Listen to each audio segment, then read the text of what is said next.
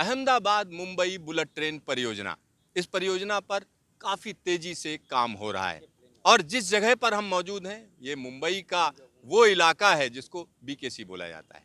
और यहाँ पर मेरे पीछे जो आपको चमकती हुई इमारतें दिख रही हैं वो कारपोरेट ऑफिसेज हैं, बड़ी बड़ी कंपनियों के ऑफिसेज हैं। और ये एक ऐसा इलाका है जो कहीं ना कहीं मुंबई के वैभव को दिखाता है। तो आखिरकार बुलेट ट्रेन परियोजना से किस तरीके से मुंबई में आवाजाही का तरीका बदलेगा, इन सब पर बातचीत करने के लिए हमारे साथ सीनियर जर्नलिस्ट विनोद श्रीवास्तव जी हैं। ये उनसे बात करते हैं। विनोद जी, अगर हम बुलेट ट्रेन परियोजना की बात करें तो मुंबई के लिए किस तरीके की चीज़ होगी? देखिए, मुंबई को हमेशा जो है कमर्शियल कैपिटल माना गया है और ये रफ्तार के साथ चलनी है, इसलिए बुलेट ट्रेन को लाने की जो पहली कल्पना थी, ये कल्पना को परिपूर्ण कर रहा है यहाँ पे।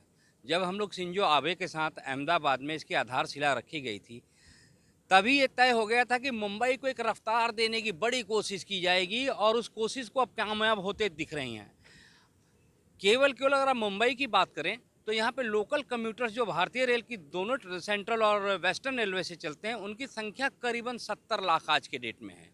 और जब हमारी ये बुलेट ट्रेन बन जाएगी और इससे जो ये मेट्रो रेल कनेक्टिविटी हो जाएगी, इससे ये सबसे बड़ी बाधा दूर हो जाएगी कि ये शहर जो है जाम मुक्त हो जाएगा। जो सवेरे और शाम के टाइम में जो इतनी बड़ी संख्या में कम्यूटर्स जॉब करने के लिए आते हैं, उनको बड़ी राहत मिलने वाली है। इसलिए हम ये मुंबई को रफ्तार देने की एक नई कोशिश को कामयाब होते दिख रहे हैं। लेकिन अगर हम बुलेट ट्रेन परियोजना की बात करें, इंडोनेशिया ने तो हम लोगों से बाद में शुरू किया था और वहाँ ट्रेन चलने की स्थिति हो गई। लेकिन भारत में हमने पहले सोचा था, लेकिन हम काफ़ी लेट हो गए। तो अब लगता है कि समय पर पूरा होगा जो नए टारगेट हैं उन पे। देखिए, इसके मामले में कहा जाता है कि प्लानिंग और एक्विजिशन में भारत में बड़ा लेट होता है मामला, लेकिन यहाँ पे कुछ अलग तरीके की दिक्कतें थीं, कुछ राजनीतिक बाधाएं थीं, कुछ ज़मीन नहीं मिल पा रही थी, कुछ अदालती मामलाएं थीं।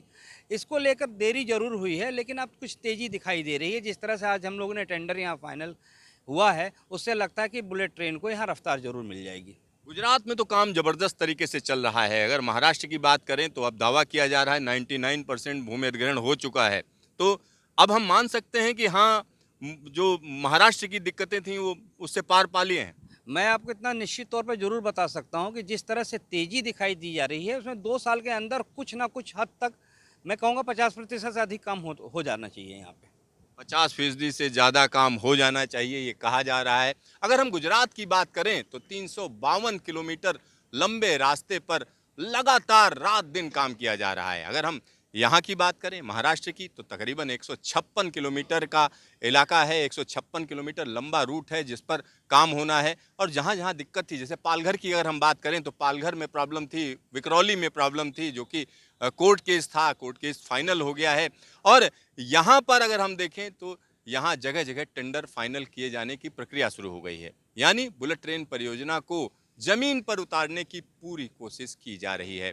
कैमरामैन हीरा मंडल के साथ सिद्धार्थ, न्यूज स्टेशन, मुंबई।